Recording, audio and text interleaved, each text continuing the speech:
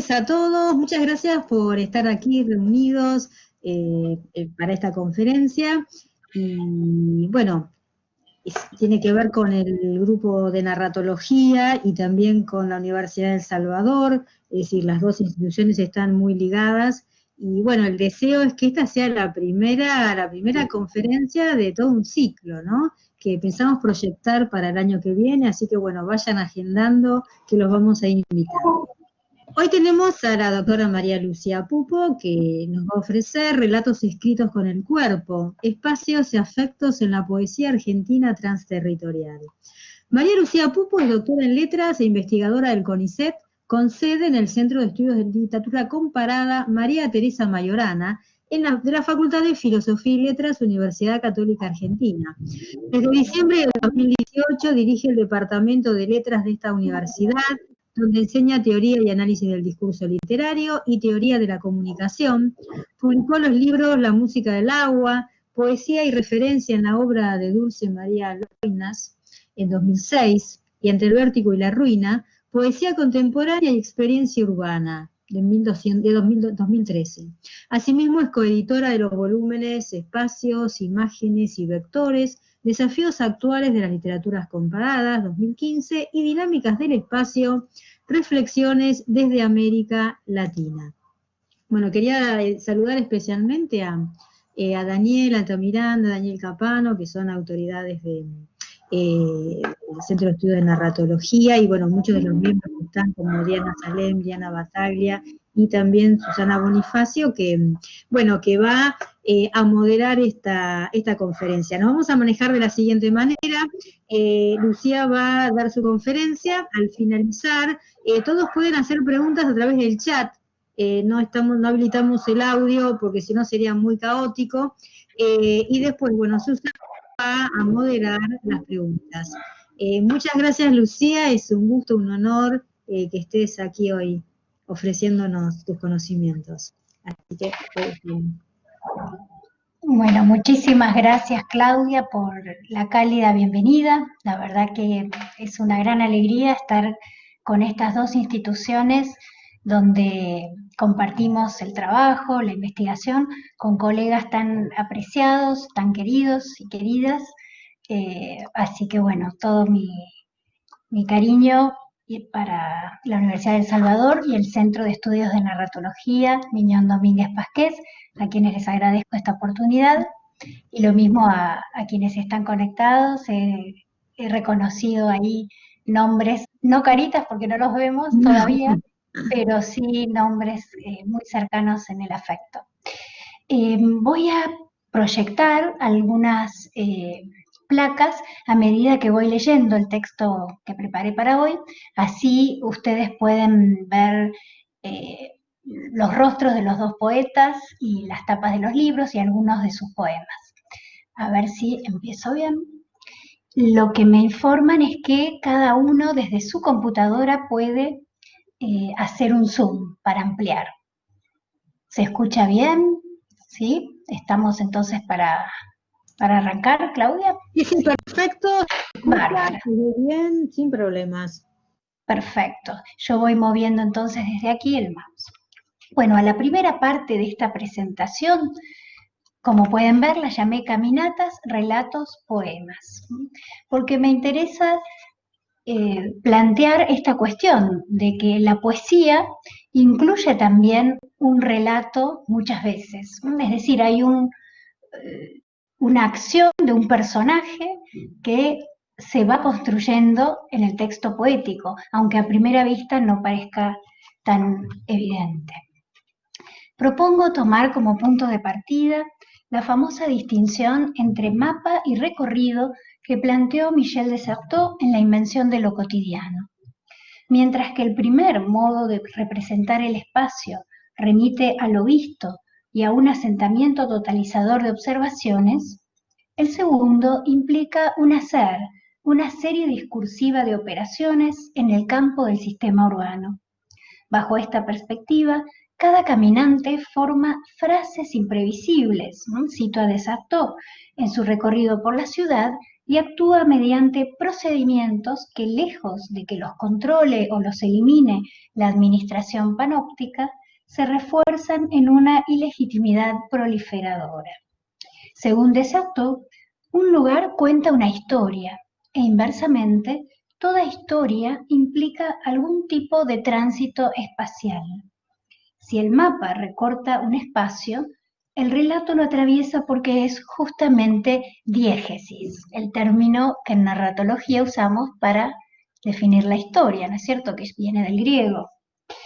A la luz de este razonamiento, quisiera plantear una lectura de los relatos que atraviesan los textos poéticos de dos autores argentinos transterritoriales. El lago de los botes, de 2005, de Edgardo Dobri, y Rasgado, del 2006, de Lila Semborain. Esta tarea implicará examinar las cartografías emocionales que escenifican ambos textos a partir de los recorridos urbanos del y la poeta personaje, haciendo foco en las percepciones, los recuerdos y las mediaciones culturales que confluyen en la apropiación subjetiva del espacio. Entre otros aspectos, confrontaremos los modos en que intervienen los sentidos y específicamente la visualidad en la percepción y representación del espacio, la intensidad del vínculo padre o madre con su hijo y la dimensión afectiva del lenguaje, tal como se verifica en el uso de las variaciones dialectales y el bilingüismo. Mi lectura abrevará en teorizaciones e instrumentos de análisis provenientes de la geocrítica, desarrollada por Bertrand Westphal, ahí tienen la referencia, que invita a pensar interdisciplinariamente la conformación físico-socio-simbólica de los espacios y de la teoría de los afectos, planteada por autoras como Martha Nussbaum, Sara Ahmed y Ana Pelufo, entre nosotros, que permite hacer foco en las cartografías y los desplazamientos emocionales que vehiculizan los textos literarios. En última instancia, nuestro objetivo es examinar de qué modo el relato o la ficción que todo poema esconde en su fondo, y esta es una frase del gran poeta y teórico francés Yves Bonfoy, resulta pertinente a la hora de pensar la poesía argentina actual como una comunidad afectiva que se sostiene al modo de un archipiélago a pesar de las divergencias estéticas y la dispersión geográfica. Entonces, vamos ahora a la segunda cuestión, ahí viene, que es ver esta relación entre una poesía nacional, argentina, que se escribe fuera del territorio. Por eso hablamos de transterritorialidad. Ahí, en primer lugar, ven ustedes citada una frase de la escritora del sur de Estados Unidos, Carson McCullers, que dice: para saber quién eres, necesitas tener un lugar de donde venir. Esta frase la recupera en un ensayo muy famoso y ya clásico, The Sense of Place, el sentido del lugar, Seamus Heaney, el poeta irlandés que ganó el premio Nobel. Y leo entonces: el poeta irlandés entendía que la presencia de un lugar le otorgaba continuidad y estabilidad a la poesía. Por otro lado, un discurso fluctuante orientado a darle visibilidad a las experiencias más íntimas. Transitadas ya 2 décadas del siglo XXI, en tiempos de globalización, grandes migraciones y transnacionalización de la literatura, el lugar de origen parece ser todavía la marca definitoria de un escritor y su obra. Puede cambiar el paisaje, el estilo de vida y el idioma que se utiliza cotidianamente en los intercambios, pero, salvo especiales y contadas excepciones, la patria de un autor o una autora se identifica con la de su lengua natal. A partir de su propia experiencia autobiográfica, explica Sergio Chekfek. Y ahí leo esta segunda cita que ustedes tienen. No digo que el escritor sea una contención o una analogía de la lengua, Digo que cuando está fuera del territorio, advierte que la lengua es lo único que lo sostiene como imaginación literaria.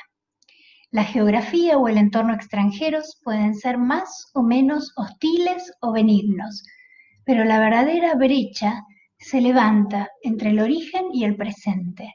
Y con el origen, por esas argucias del tiempo y de la elipsis, resulta cada vez más incierto vincularse. Hasta ahí Sergio Chefek.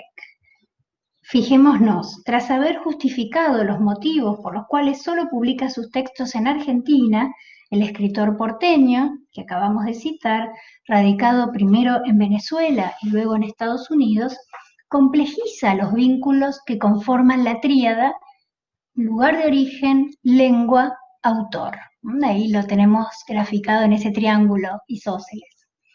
Si el lazo que une a un escritor fuera del país con su tierra natal es siempre imaginario y problemático, la lengua es el puente que traza y modula esa relación tensa.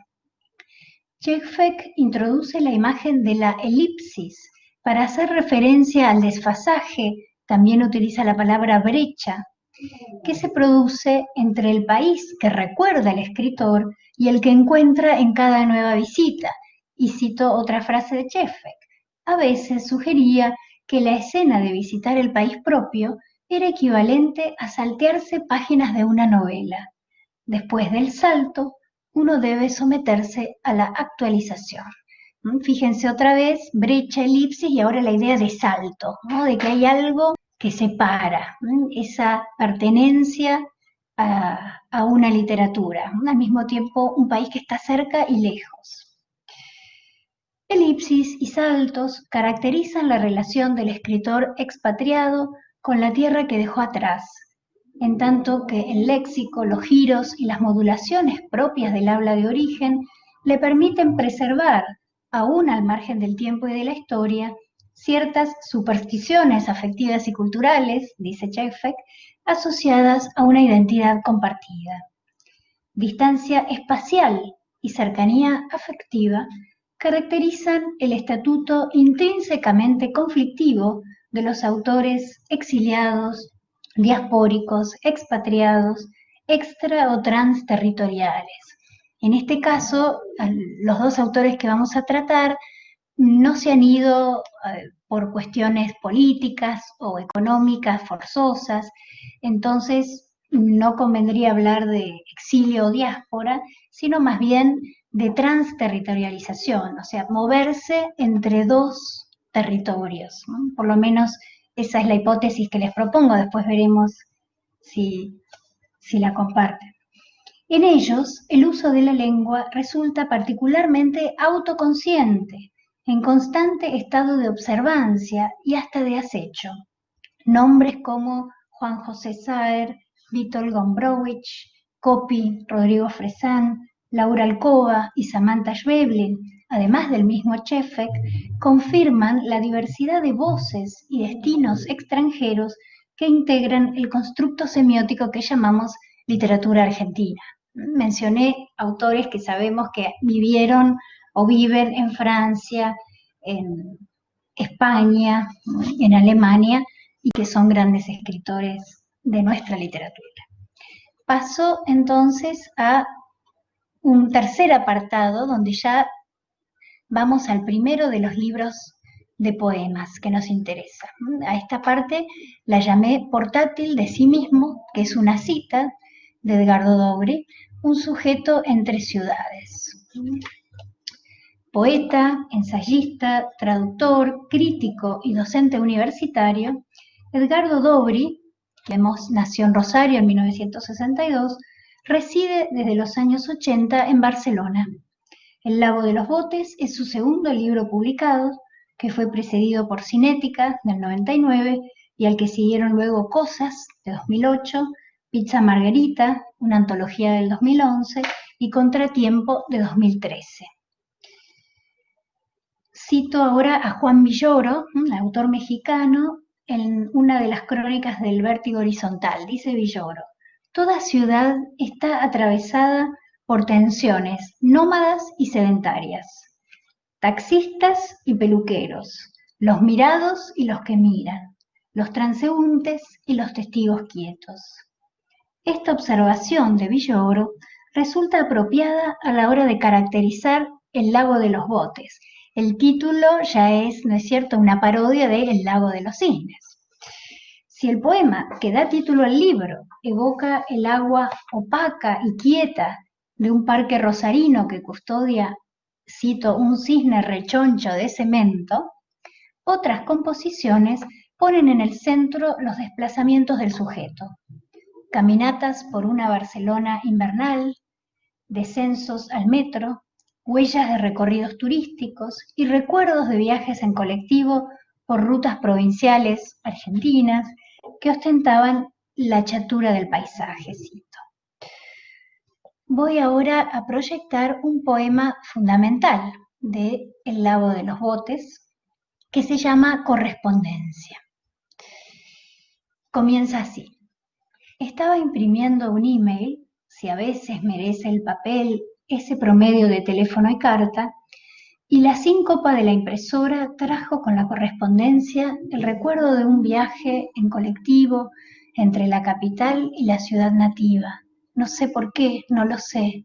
Miraba por la ventanilla, veía una vena de lluvia cruzar el vidrio, más otras finas líneas afluentes, venas o ríos formaban una lira en la ventana y había afuera una luz de yeso, rayada como una lente que el contorno borraba de las cosas y veía el campo hasta el horizonte, allá tan lejos, la lluvia traía una ansiedad de estirar un verso solo, un solo verso largo, como el hilo de una caña de pescar y enrollar.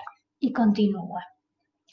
Observamos que el hablante se presenta en una situación cotidiana, cuando de repente le viene a la memoria una anécdota del pasado ligada a un viaje emblemático, el que lo traía de regreso de Buenos Aires, la capital, a Rosario, la ciudad nativa.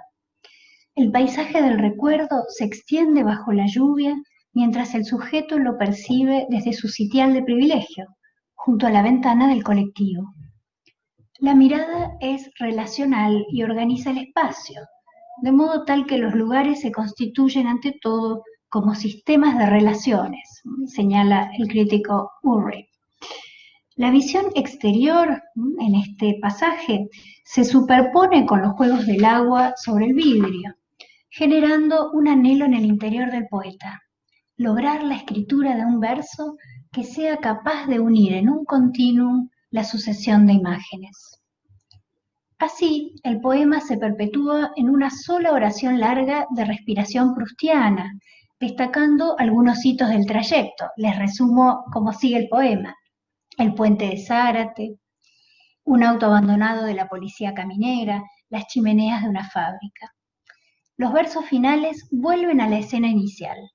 El mail ha terminado de imprimirse y el padre del poeta lo espera dulcemente en la estación de micros 3 plataformas más allá, entre los pasajeros que llegan de otro destino.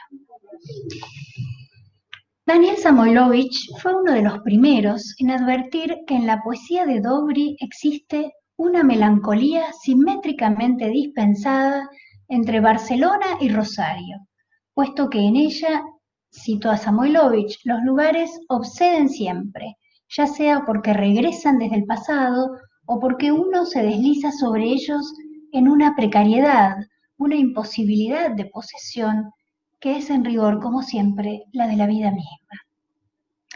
Hasta ahí Samoilovich. La síncopa de la impresora, estamos en el 4º verso del poema, se menciona al principio y al final del poema, puede asimilarse a la brecha y al salto a los que hacía referencia Czech-Fek. En ambos casos se trata de 2 tiempos contrastados, de una distancia insalvable que implica omisiones y fallas en el mecanismo causal de los acontecimientos. El desvío del padre que espera a su hijo en otra plataforma, equivale, es una interpretación, a la dificultad del poeta para traducir la simultaneidad de las sensaciones vividas a la linealidad propia del lenguaje. El trecho que va desde el acto de decir hasta lo dicho define el giro autorreferencial del poema, es decir, la pregunta de la poesía sobre sus propios límites y alcances. De ese modo, experiencia biográfica, el viaje, y conciencia de la escritura, la búsqueda de ese verso, se funden en un texto que, como lo explicitó José Coser en la contratapa del libro, presenta en todo momento al poeta en estado de observación. En una entrevista de 2019, Edgardo Dobry aludió a esa extrañeza que experimenta con la tierra natal y que funciona como estímulo para la escritura poética. Y es esta cita, la respuesta que él da en una entrevista. Leo las palabras de Edgardo. Me fui de Argentina a los 23 años. En buena medida, creo, me quedé a vivir en Barcelona porque percibí que aquí podía dedicarme a ser poeta. No en el sentido de no hacer otra cosa, sino de concentrarme en eso. Tengo la sensación de que salir del país natal puede tener un efecto paralizante para un escritor o lo contrario, ser un estímulo. Por supuesto, el costo es elevado. La soledad, el extrañamiento, esa parte de la extranjería que nunca se extingue por muchos años que vivas en el mismo lugar. Incluso diría que se duplica, porque el país de origen se vuelve también un poco extraño. Fíjense que coincide con esa cita inicial de Chekhov, ¿no? Es como si nos salteáramos páginas de un libro, en la Argentina de su infancia y la Argentina a la que vuelve el poeta que vive en Barcelona. La cita alude a la atmósfera solitaria que se percibe en muchos poemas de El lago de los botes. Al margen de las anécdotas rosarinas que provee la memoria involuntaria, el contexto multicultural de Barcelona enfrenta al poeta con los habitantes nativos y con otros expatriados. Como señaló Valentina Litvan en un artículo de 2007, el balcón es la imagen que funciona como metonimia de la gran ciudad catalana. Balcones, ventanas y puertas delimitan el espacio propio, comunican y a la vez separan de los otros.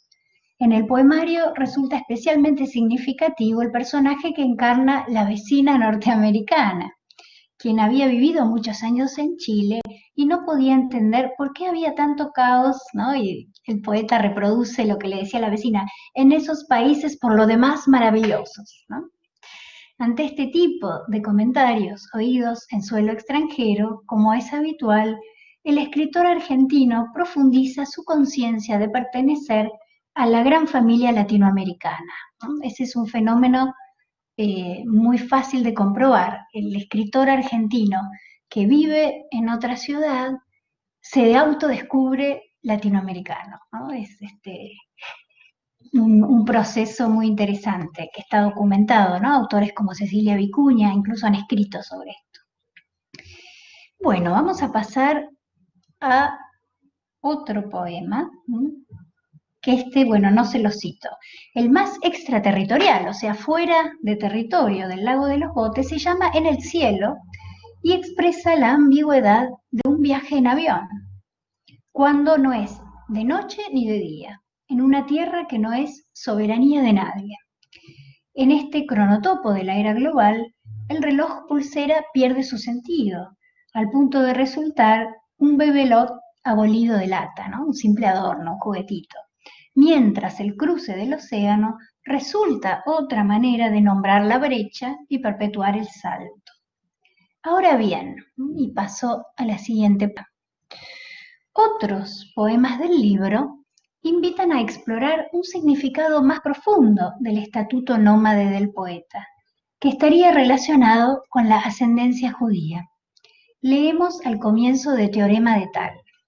Es la primera cita en esta página. Con matemática pureza, madre inoculaba el vacilo de la letra. Teorema de Tal. atravesado entre los tropos secantes para ser el marcado niño hebreo, para siempre única patria y portátil de sí mismo. De ahí es la cita que elegí para el título, ¿no?, de esta sección. En versión posmoderna y satírica, el judío errante es el escritor que sabe que su hogar está en la letra. La novela de infancia, en El lago de los botes, se despliega en escenas que remiten a la asistencia a la hebraica los viernes por la tarde, antes del Sabbat, las visitas a la sinagoga con el abuelo que solo hablaba en yiddish, el bar mitzvah que nunca fue. La familia de origen se prodiga en primos y tíos e interactúa a diario con gentiles, shikses y goyes. Como en un poema de Tamara Kamensain, ser judíos resulta una manera más de ser argentinos. A través de esta isotopía se profundiza en el sujeto el extrañamiento y la conciencia de una identidad y una pertenencia complejas en el cruce de territorios, historias y tradiciones. Esto se manifiesta en el procedimiento de la escritura a través de una mirada desdoblada. Esta idea es de Valentina Litvan, que frecuentemente le permite al hablante colocarse en otro lugar y verse a sí mismo desde una mirada externa, como ocurre en este poema. Él habla de sí mismo en tercera persona, madre inoculaba, ¿no? El niño hebreo, cuando en realidad está hablando de sí mismo, de una primera persona, pero lo expresa en la tercera. El humor, una fina ironía y la ternura solapada atraviesan las composiciones de Edgardo Dobry, donde los quiebres de verso, las aliteraciones y otros recursos fónicos acentúan la elegancia de las formas. La crítica ha notado las rarezas estilísticas de un autor que no rehúye de arcaísmos, hipérbatos exacerbados, citas de otros autores y toda suerte de proezas neobarrocas y objetivistas, lo cual es algo muy peculiar, porque en la poesía argentina, como muchos de ustedes sabrán, los neobarrocos representaban una tendencia antagónica, contraria a la de los objetivistas. Los primeros con un lenguaje recargado, difícil, y los segundos con una descripción llana, directa. En el caso de Dobry están estas dos tendencias, ¿no? Muy interesante. Voy a saltear un poquito, hay un poema muy narrativo donde el poeta cuenta el episodio en el que Freud visita en Roma la estatua del Moisés de Miguel Ángel, ¿no? Y él en un momento dice que le recuerda al gesto indignado de su abuelo Moshe, ¿no? Relatos dentro de relatos. Y voy cerrando esta parte.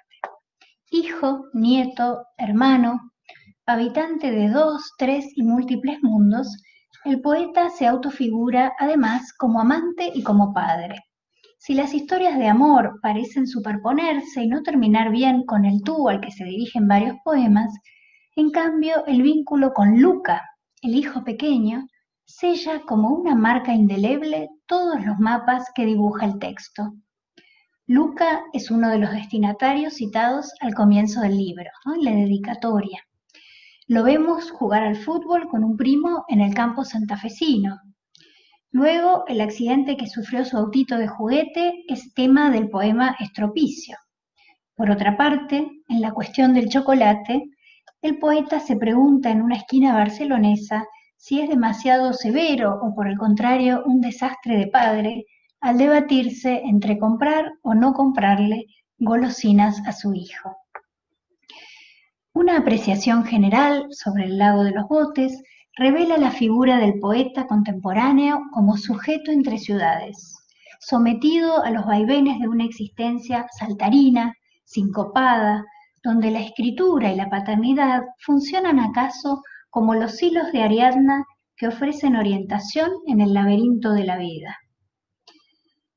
Como síntesis de esta propuesta interpretativa, podemos citar unos versos de Asado en Soldini, y son los últimos que ahí podemos ver. Allí el poeta se encuentra disfrutando de un reencuentro con familiares y amigos, cerca del cuarto, en la casa que lo vio crecer y donde aún guarda sus viejos libros. En los 6 versos finales delinea claramente su autorretrato de escritor y padre trashumante.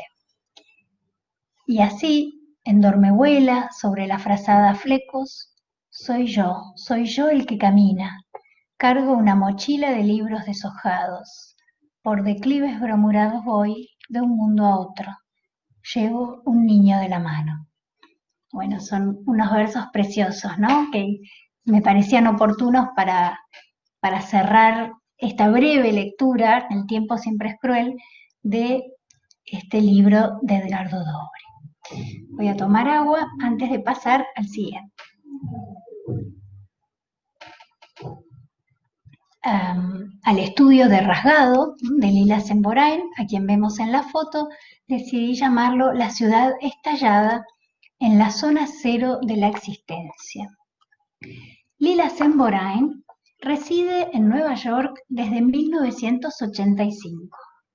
Entre 2009 y 2012 dirigió la maestría en escritura creativa en español de New York University, donde actualmente es profesora.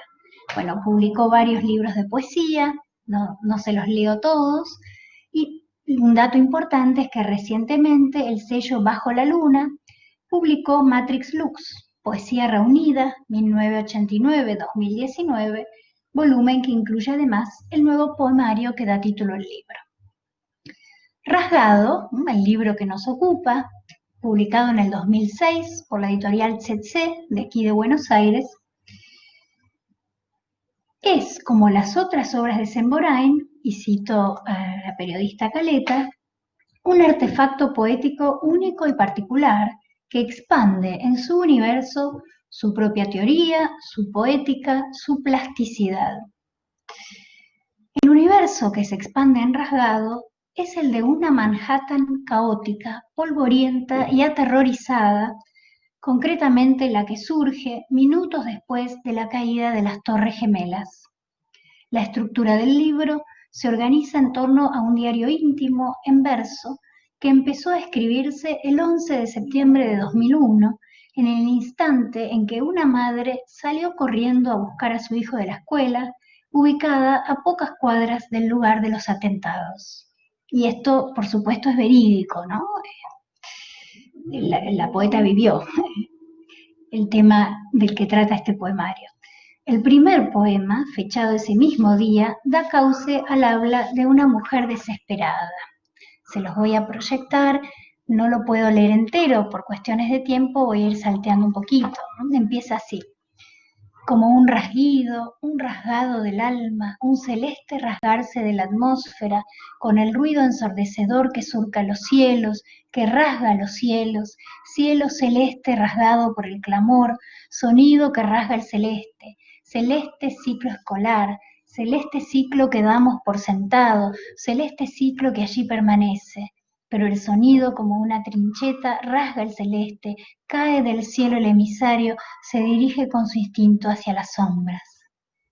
Amor, amor celeste de los cielos, cielo de mis entrañas, mi hijo, ¿por qué no ser un solo llanto y ser un solo llanto celeste, ensordecedor en el cielo celeste del otoño, todo rasgado por el ruido ensordecedor del cielo, cielo celeste rasgado, cielo celeste, azul celeste. Lorenzo, Lorenzo, y el horror tan ajeno de lo otro que es horror, pero es un hijo que está allí, tan cerca del impacto, por suerte, tan cerca del impacto que es alivio y pavor e incertidumbre y constancia, pero es hijo que está allí vivo, los árboles en su lugar, la escuela en su lugar, la plaza en su lugar, Lorenzo en su lugar, Lorenzo en su lugar, salteo, mi hijo Lorenzo en su lugar, mi hijo Lorenzo, Lorenzo, Lorenzo, Lorenzo en su lugar, Lorenzo, Lorenzo en su lugar, y un deseo y sensación de abrazo, de enorme amor en la distancia, Lorenzo en su lugar, sigo salteando, voy a la otra estrofa, y no poder dar fin a ese dolor del que se salva, y no poder dar rienda suelta al dolor del que se salva, dar rienda suelta al dolor, y es tan otro el dolor de los otros que es intolerable, y es tan otro el dolor que no se puede ver ni oír, aunque se ve y se oye allí en la permanencia del celeste. Bueno, intenso. Cielo rasgado como el alma de la madre, color celeste del cielo y de la infancia, ruido ensordecedor y pánico, alivio de encontrar al hijo, dolor en la ciudad atravesada por el terror. En este poema inicial se advierte lo que Mariela Méndez, una crítica argentina que reside en Estados Unidos, ha señalado como una apelación al poder mágico de las palabras repetidas hasta el cansancio, con el objetivo último de anclar el evento temible en lo simbólico, en el orden de lo real, de lo inteligible y por ende tolerable. Hasta ahí Mariela Méndez. El ritmo quebrado, los encabalgamientos violentos, la falta de puntuación y de mayúsculas son recursos que vuelven patente la intensidad de las dos emociones primordiales que expresa el hablante, amor y dolor. No falta la culpa del sobreviviente, la impotencia, la solidaridad con quienes han perdido a un ser querido en la catástrofe, aquello que constituye la socialidad del dolor, definido por Sarah Emmett como el vínculo contingente de ser con otros. Miedo, desasosiego, cansancio, asombro, estupor, tristeza y odio son otras estaciones del afecto que transita la poeta en este diario que terminó de escribirse un año después de los atentados. Como sabemos, los sucesos terribles y el clima de paranoia y racismo que se instaló a partir de ellos en el país gobernado entonces por George W. Bush fueron el punto de partida para las reflexiones que Judith Butler reunió en Vida Precaria, el poder del duelo y la violencia. Allí, parafraseando a Freud, la filósofa se refería al hecho de que tras el paso de la violencia y ante la instancia de duelo, el sujeto experimenta que ha sido despojado de un lugar o de una comunidad, puesto que perder al tú implica para el yo perder también el lazo que los une. En el escenario que describe Rasgado hay vidas, una ciudad y una sociedad entera que se han visto arrebatadas y despojadas. La vulnerabilidad de la existencia es un tópico sobre el que vuelven los poemas. Voy a saltear algunas citas, ¿no?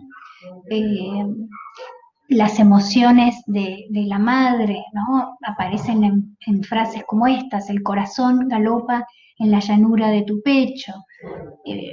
Hay una espacialidad del afecto, ¿no? Cuando dice que es una madre en la zona cero, la ground zero de la existencia, que ella ha comenzado a entrar en la noche oscura del alma. Y avanzo un poquito. Esta ciudad que se despliega en Rasgado es un inhóspito territorio donde se advierte la polisensorialidad del espacio, ¿no? Todos los sentidos, hecho que señaló Yi-Fu Tuan con la topofilia y Bertrand Westphal con su geocrítica. Todos los sentidos. ¿Por qué? Porque se respira polvo y vapor mientras el cielo se ha vuelto gris y el verde se retira. El poema más extenso del libro, y aquí es lo que ustedes pueden ver proyectado. Ahí, subo un poquito. Bueno, puede fallar. Este poema está ubicado en el centro del poemario, fechado el 8 de noviembre de 2001, y detalla un transcurso de la poeta por la circunvalación del área destruida. La protagonista empieza el circuito en esta esquina de Greenwich Street y Chambers, donde se para a llorar frente al patio del colegio de su hijo. Luego las calles la conducen a la iglesia de St. Peter's, que está acá, a donde entra para resguardarse del vacío vertical. Continúa el recorrido y hacia el oeste observa que sigue la debacle en la ciudad fantasmagórica de Peli, ¿no? César Pelli, el arquitecto, hasta acercarse a la zona de homenaje en la Ground Zero, donde se apilan innumerables ositos de peluche. Perdón que me perdí. Sí, en una fosa común que repite el colapso de los cuerpos. Ustedes tienen ahí la cita. El poema duplica la estructura circular de la caminata, que devuelve a la poeta a la esquina del patio de la escuela, ¿no? Aquí vemos en grande, en el Lower Manhattan, el recorrido que presenta este poema. Otras composiciones también nos enfrentan con estos recorridos a pie a través del Museo de Desechos. Si las sensaciones son descritas como lugares, por otro lado, la ciudad resulta una tumba abierta que constata el vacío, como el cuerpo de una mujer a la que le han quitado los ovarios y el útero. Salteo un poquito y seguimos con esta idea del mapa. En esta Babel en bíblica sutura, dice la poeta, se hace referencia explícita a la tapa del libro de George Steiner, Después de Babel, que mostraba una torre destruida. El lenguaje y la traducción se vuelven tema de la poesía cuando irrumpe en ella el inglés. Y esto es algo único, en ningún libro de Lila Semborain sucede. Ella siempre escribe en español. Y acá fíjense lo que ocurre. El mundo me pone triste, pero no triste, not angry, not fearful, sino sad. Sad is the word upon my flesh. An immense sadness falls over me like sand blowing in a desert storm. Sadness is love in reverse. Malignancies spreading like aliens in open space. Y continúa. A este poema bilingüe le siguen 3 textos escritos completamente en la lengua foránea. Surge la pregunta en otro de los poemas, what is this compulsion to write in English? La hablante no da una respuesta clara, aunque evoca la poca fluidez de las palabras en la lengua inglesa. Hay que ver, ahí está el doctor Daniel Altamiranda, que es el especialista, escuchando. Y si le creemos a la poeta, esta característica podría favorecer la expresión de sus sensaciones mezcladas y truncas. Podemos interpretar que la intimidad de la lengua materna, la lengua de origen, el castellano en dialecto argentino, se ha visto invadida a tal punto por la violencia, como las torres, que el idioma castellano ha comenzado a derrumbarse. Y voy terminando esta partecita y luego vienen ya las conclusiones. El análisis de rasgado comprueba la tesis de Michael Richardson, que indica que la escritura involucra tanto la experiencia del afecto, la resonancia de las palabras en el cuerpo, como su expresión.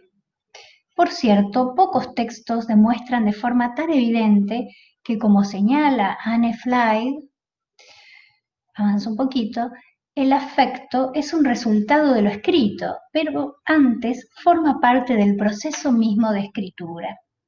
En el cruce de esquinas, lenguas y emociones encontradas, el poemario de Lila Semborain delinea la figura de la poeta artista como medium o traductora de las emociones vitales, y elegí estos versos para terminar el autorretrato de la poeta.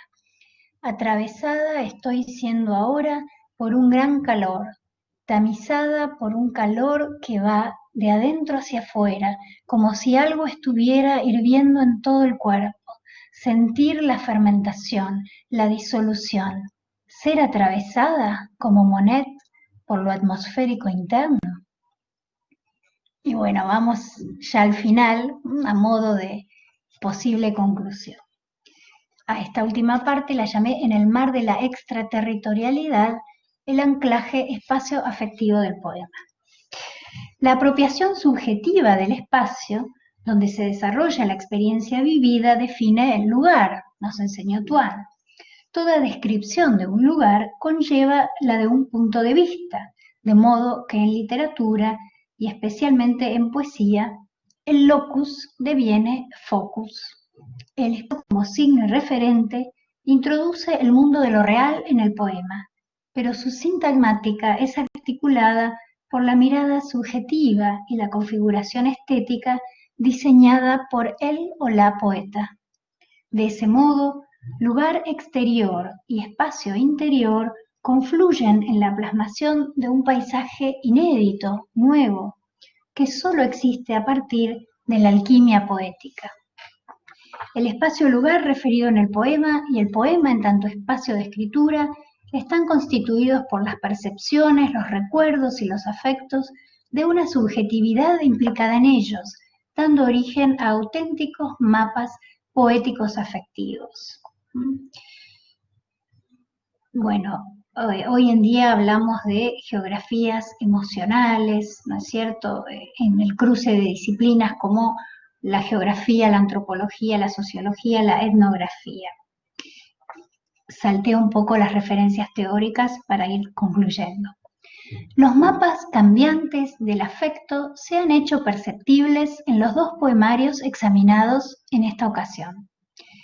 En el caso del Lago de los Botes, se trata de un planiferio donde se erigen continuos puentes entre Rosario y Barcelona, puentes que dan el gran salto de un continente a otro y que a veces hacen foco en detalles del repertorio familiar y las idiosincrasias argentinas y catalanas. Diferente es el caso de Rasgado, donde la cartografía se concentra en unas pocas cuadras de Tribeca y el Lower Manhattan, dibujando círculos en torno al epicentro del terror. El tono nostálgico y viajero del libro de Edgardo Dobry da cuenta de una geografía expansiva, ¿no?, de un continente a otro, a la inversa de lo que sucede en el texto de Lila Semborain, donde la constricción del espacio y el afecto bordea el hueco que dejó la violencia. Si la lengua es la patria natal de los poetas, entonces ella ha de manifestar también la distancia, el extrañamiento y la síncopa que sufren los hablantes transterrados. El idioma de Dobry procede como experto equilibrista para evitar el voceo y asumir sin estridencias el tú español. En su habla se entremezclan vocablos de la infancia rosarina como alfajor, despelote, huellas del yiddish familiar y expresiones arcaizantes provistas por la tradición poética. Estos factores confluyen en la búsqueda de una gramática de flejes calcinados, un léxico que admita alguna gema, cito dos versos. Tal concepción de la escritura como un trabajo de orfebrería que supone tallar y pulir constantemente las palabras, puede resultar opuesta a la sensación de espontaneidad y percepción sin mediaciones que transmiten los poemas de Semborain, fechados al calor de los sucesos y las emociones extremas.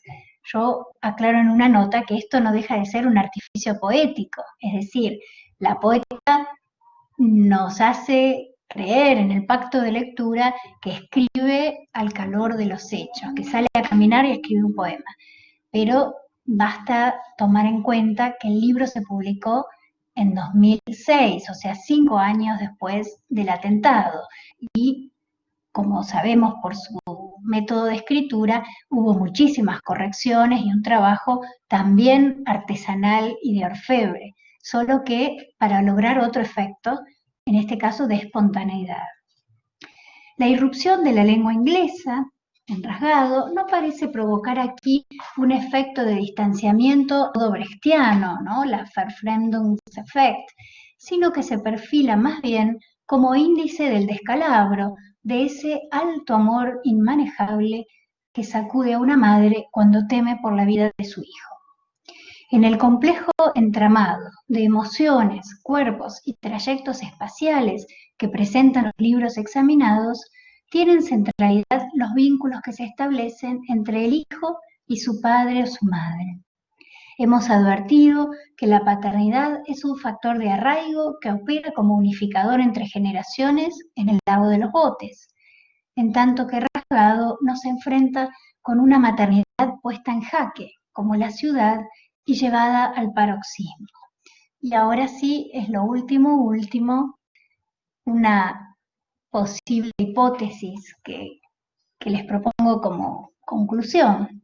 Para volver a la reflexión inicial de este artículo, podemos concluir que estos dos textos, surgidos en las antípodas del sentimiento y del mapa del hemisferio norte, ofrecen, cada uno a su modo, tres posibles anclajes que asume la poesía argentina contemporánea escrita en las aguas abiertas de la extraterritorialidad.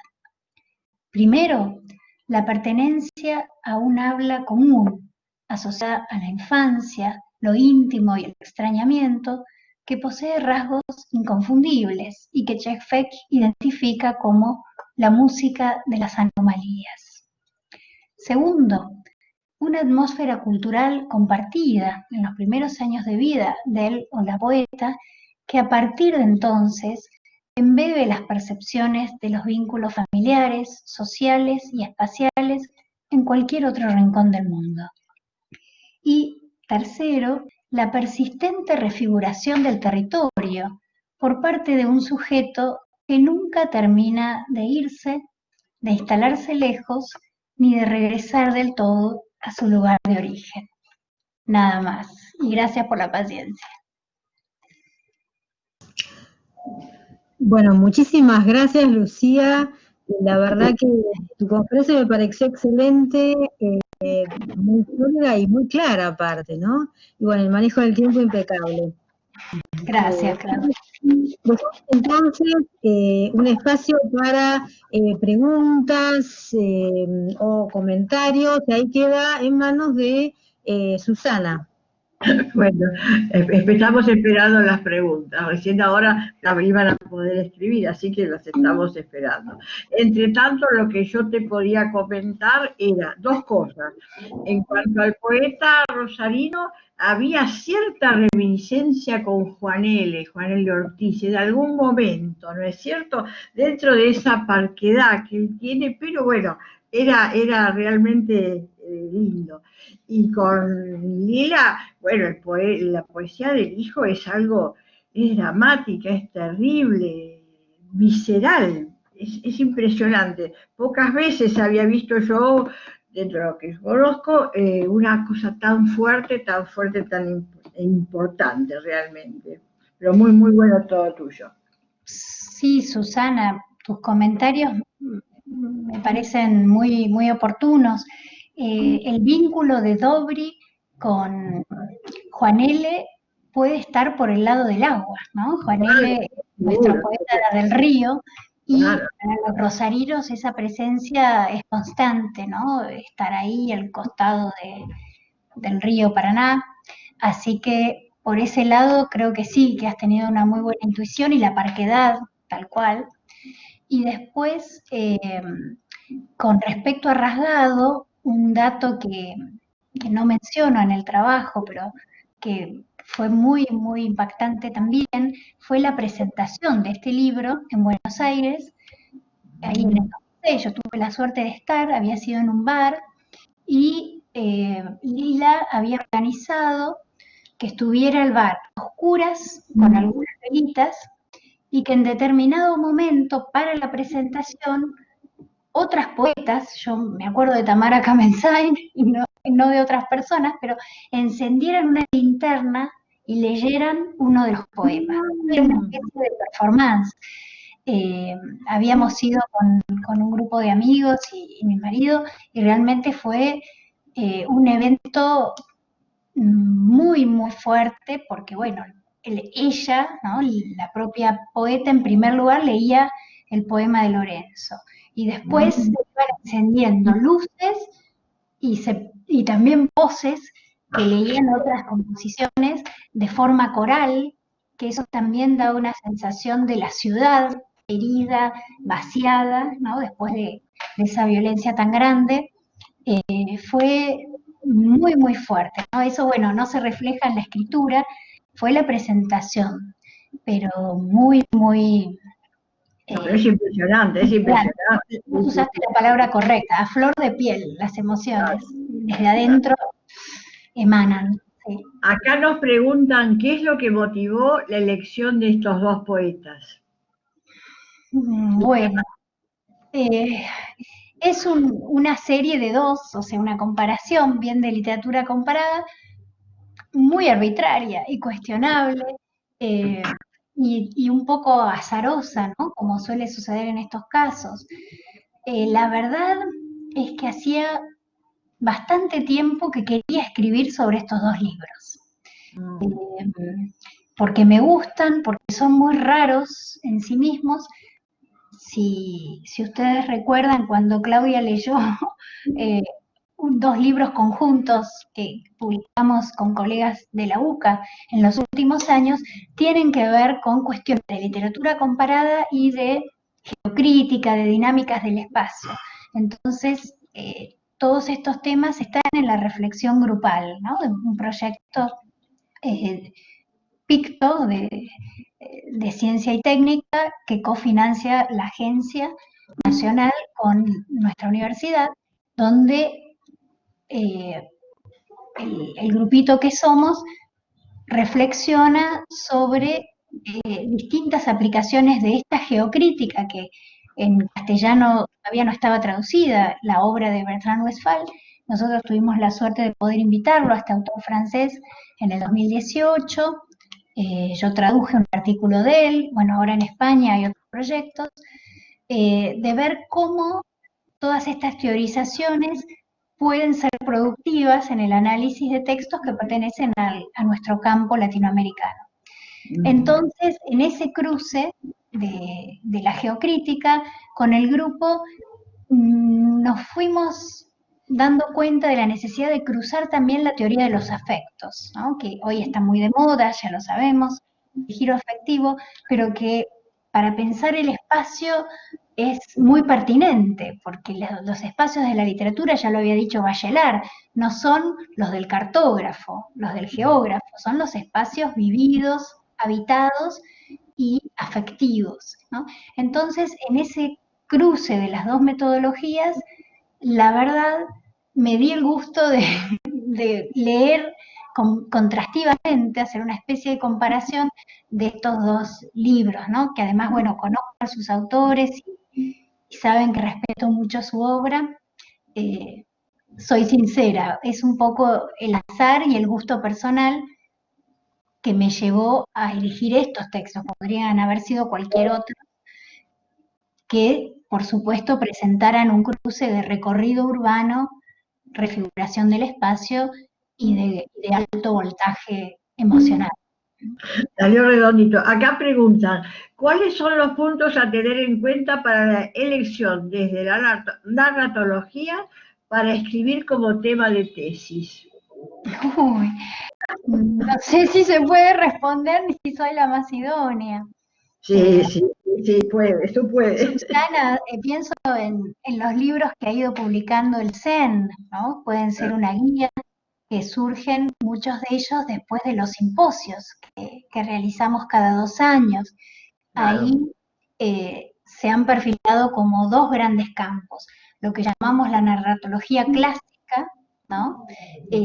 Ahí veo a Daniel Capano, y esa segunda parte de las narratologías postclásicas que remito al libro de Daniel Capano, porque como comparatista, gran comparatista, además de italianista, Daniel nos muestra distintas posibilidades de análisis que van más allá del modelo estructuralista o clásico, primero de la narratología de los 60, de los 70, de autores como Genet, Todorov, Barthes, Greiman.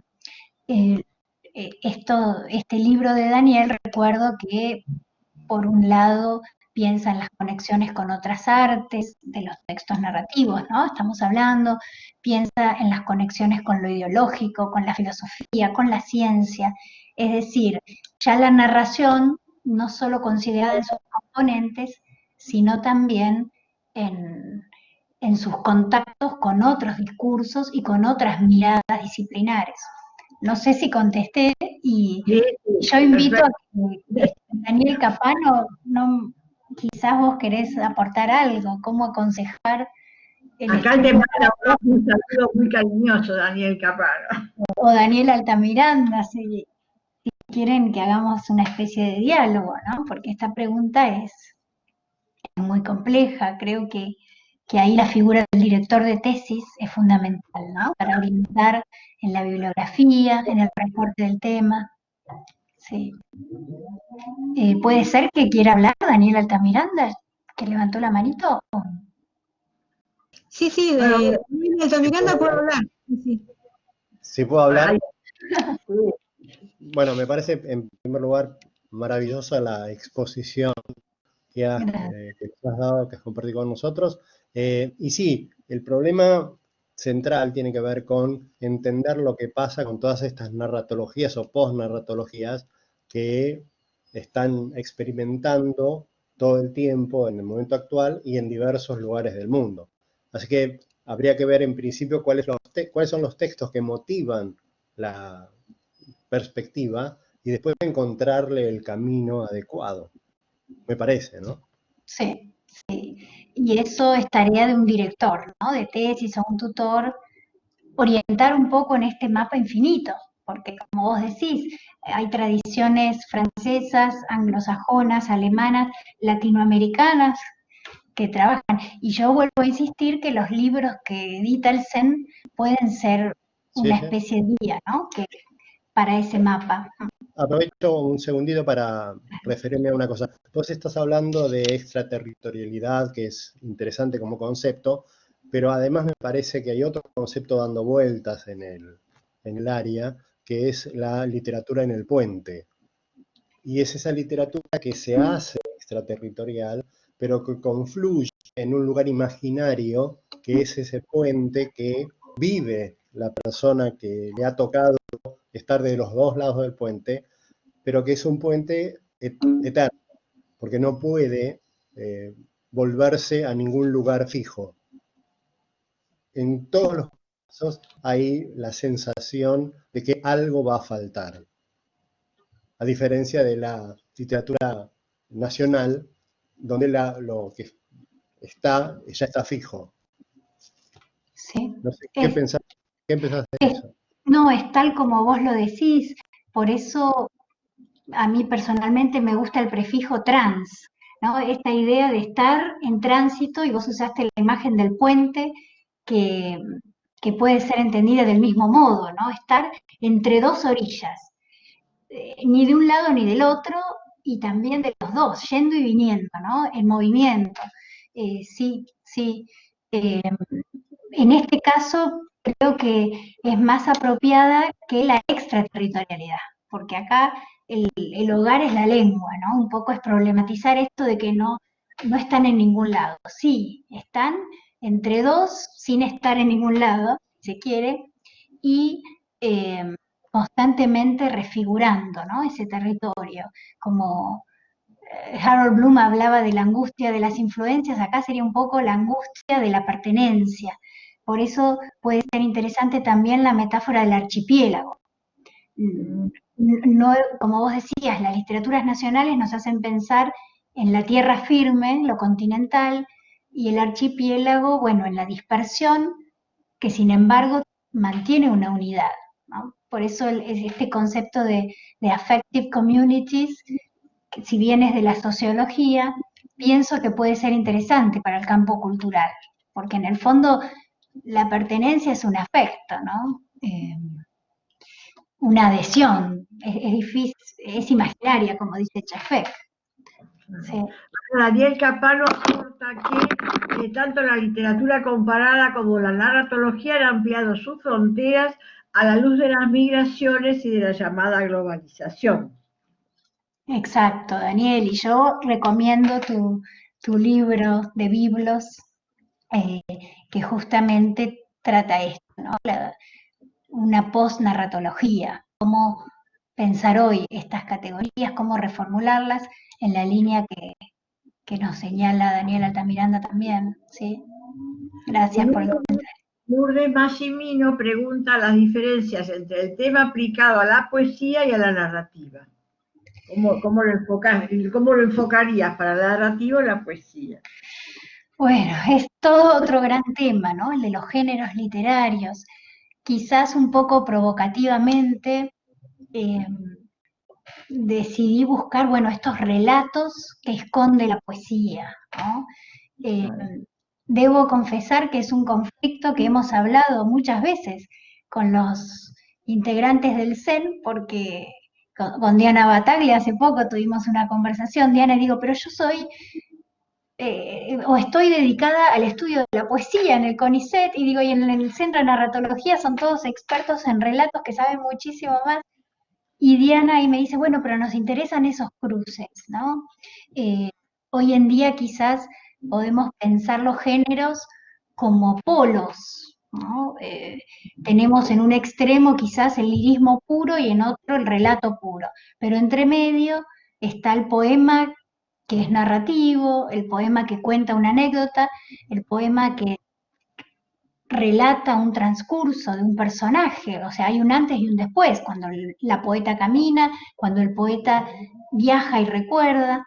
Entonces, no son compartimentos estancos, sino que puede ser muy interesante rastrear la poesía del relato y a su vez la historia, la acción, la trayectoria que hay dentro de la poesía. Por lo menos un poco ese juego me resulta, sí, divertido, ¿no? Que nos permite leer desde otro lugar quizás a la poesía, este concepto de relato. Claro, Lourdes Massimino acota además que como ejemplo de interterritorialidad, dice que ella es escritora y juega con tiempos y espacios, puente entre épocas. Entre sombras y susurros reúne Japón del siglo XIX con Argentina del siglo XX. Qué lindo, sí, me imagino. Diana Bataglia, perdón, sí, dale. No, que como escritora tendrás esa conciencia, ¿no? De moverse entre muchos mundos, porque puede ser Japón y de otra época y el presente local nuestro, pero también están los espacios de la infancia, ¿no? Los espacios soñados, es decir, muchas capas, ¿no? La geocrítica de Westphal apela al modelo arqueológico, ¿no? El de distintas capas que hay que ir sacando en el espacio, que es el mismo modelo que utilizó Freud para la memoria y para el inconsciente. Es como que se trata de cavar, ¿no? Y es una metáfora que los poetas utilizan mucho, ¿no? Pienso en Seamus Heaney, a quien hoy cité, que para él escribir es cavar ese pozo, ¿no? Digging, y él hace un juego con sus ancestros que tenían que cavar para cosechar, para sembrar primero en realidad, y después para cosechar, creo que papas o algo así, en Irlanda.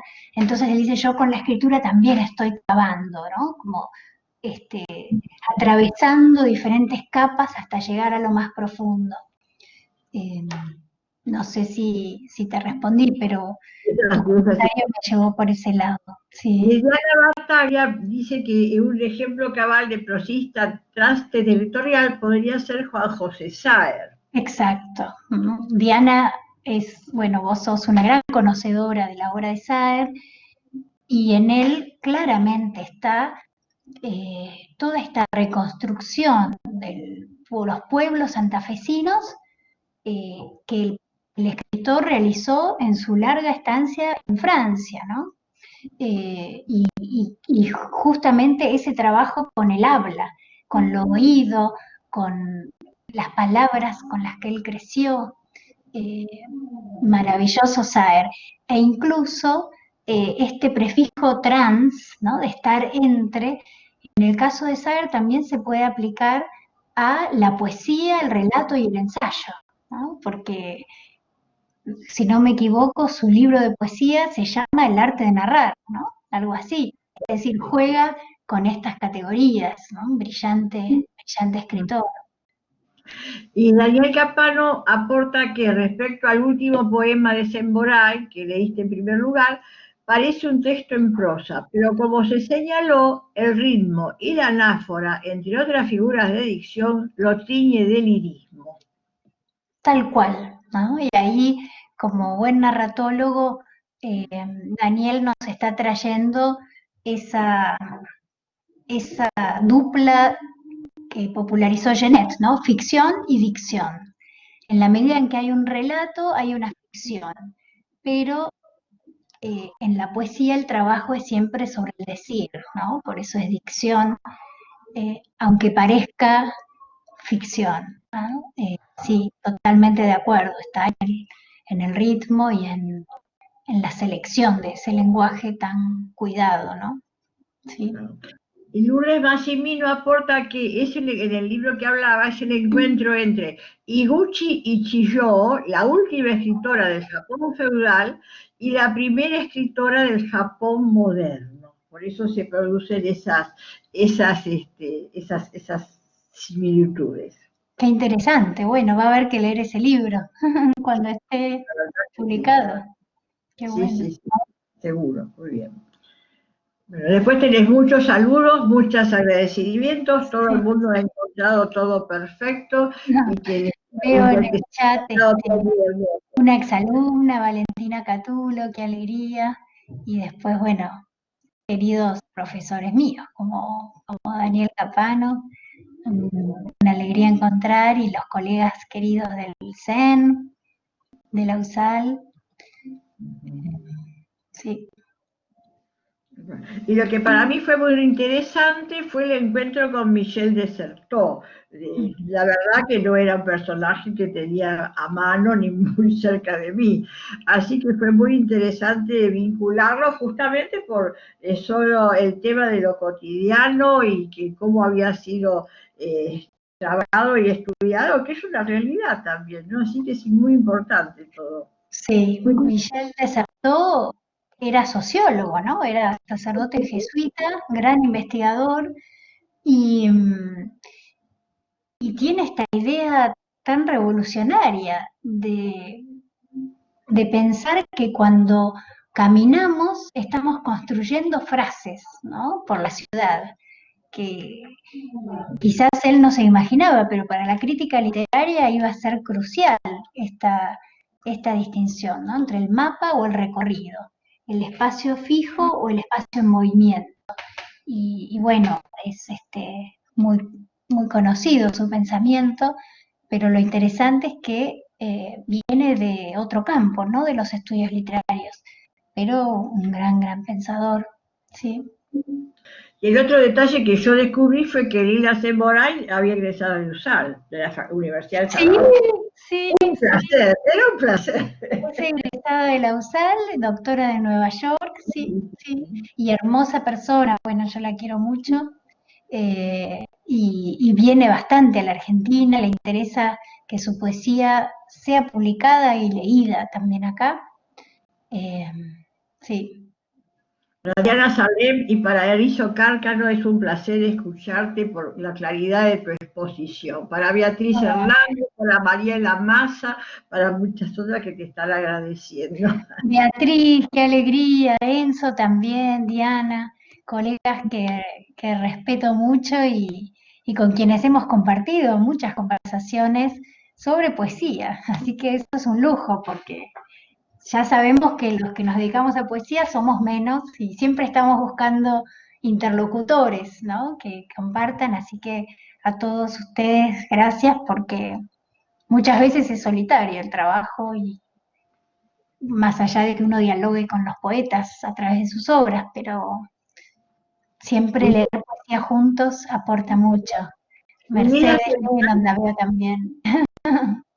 Y Lila Moray también está vinculada a carreras bastante, ¿no es cierto? Porque ha compartido, él incluye en antologías, han estado en clases juntos también, me parece, o en congresos. ¿Lila y quién decís vos? Lila Moray. Sí, bueno, ella sigue dando clases ahí en NYU, sí. Y durante un tiempo ella dirigió esa maestría de escritura creativa que en su momento fue creada por Silvia Molloy. Claro. Y Molloy le dirigió el doctorado sobre Gabriela Mistral, a Lila. ¿Sí?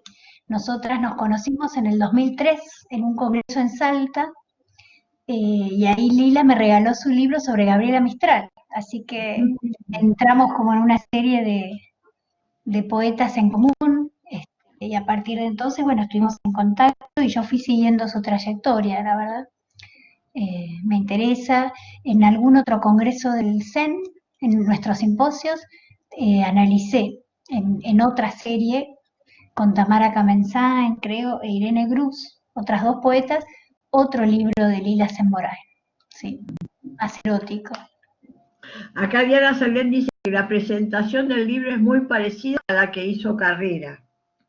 Vos decís, Diana, de Matrix Lux, del último, de la poesía reunida. Yo estuve también ahí, no me digas que estábamos las dos y no nos encontramos. El año pasado, creo. Dice que sí, a ese libro se refiere. Ah, vos decís sobre rasgado. Sí, sí, hay muy poca bibliografía y un dato interesante que por ahí puede parecerles útil es que hubo un intento de traducirlo todo rasgado al inglés de Mariela Méndez, una crítica que hoy nombré, que enseña en la Universidad de Richmond en Estados Unidos, y Danny Coudray, su esposo, que es un poeta norteamericano. Y de hecho, como a mí me gustaba tanto este poemario, alguna vez se lo mostré a Dani y a Daniela, que viven obviamente en Estados Unidos y a veces vienen a la Argentina, y ellos se pusieron en contacto con Lila, y el proyecto, hasta donde se concretó en algunos poemas que están publicados en revistas académicas de poesía. 2 o 3 poemas de rasgado fueron traducidos al inglés. Y después vi que hay una edición en francés de una crítica, tengo las citas en el trabajo, pero también me parece interesante eso, ¿no? Con la temática de las Torres Gemelas y la violencia, resulta de mucho interés en distintas geografías, ¿no? Todo el mundo se siente identificado porque, bueno, el terrorismo es un problema que seguimos teniendo, ¿no? Como planeta, como humanidad. Y justamente hay una cantidad grande de literatura que ha surgido a partir de las Torres Gemelas y el horror que fue ahí. Lo que inclusive el Congreso ahora de Literatura Norteamericana era uno de los temas, ¿no? La literatura a partir de las Torres Gemelas. Muy interesante fue también. Sí, sí, sí. Conceptos como precariedad, vulnerabilidad, que también hay que decirlo, en este año de pandemia volvieron a circular con mucha fuerza. De hecho, ese libro que yo cité, Vidas Precarias, de Judith Butler, en realidad yo llegué a él por trabajar la contemporaneidad, ¿no? Conceptos como vulnerabilidad, resistencia, en el contexto actual de COVID. Y es muy, muy sintomático que en realidad Butler escribió esto después del 2001. Y en este contexto tan duro que vivimos hoy, vuelve a resultar muy actual, ¿no? El tema del duelo, cómo frenar la paranoia, la desconfianza, la ruptura de los vínculos sociales, ¿no? Bueno, Butler siempre es iluminadora, ¿no? Se puede o no estar de acuerdo con ella en todo o no, pero sabe captar, ¿no? Los temas que está reclamando la sociedad, me parece. Muy clara, sí, señor. Muy bien. ¿Qué más? A ver, ¿quién dice acá? El tema de la conferencia me toca de cerca. Entre sombras y susurros de Quaterni explora la función de la literatura como lazo entre dos épocas. Japón en la obra de Iguchi Jones del siglo XIX y Ángeles Machino del siglo XXI. Los saltos al pasado y al futuro reúnen dos almas afines que se funden en uno. Muy bien. Y acá me ponen, a ver, pasarle los datos a la gente del CEN. Se publicó el 28 en el 2018, está en librerías. Y Diana Bataglia tiene un ejemplar. No pudimos reencontrarnos por la pandemia. Todos los datos, así que de Lourdes Massimino, que lo agradecemos porque es muy importante también, ¿eh? No es una literatura común, o no lo son, la temática no es tan común realmente. Muy bien. Bueno, por ahora no tenemos más preguntas. Y así agradecimientos y muchos cariños, porque la verdad que ha sido un placer. Para mí aprendí un montón. Bueno, muchas gracias, Lucía, gracias a las intervenciones, a todos los que están aquí. Realmente fue una charla muy fructífera, como dice nuestra compañera, aprendimos muchísimo. Y bueno, como vuelvo a repetir lo que dijimos al principio, este sería un interesante comienzo, ¿no? Muy buen comienzo para todo un ciclo de charlas de narratología, para crear un espacio de debate, de discusión acerca de distintos temas que van surgiendo y que tienen que ver con nuestro centro de estudios de narratología, ¿no? Así que bueno, muchísimas gracias a todos. Y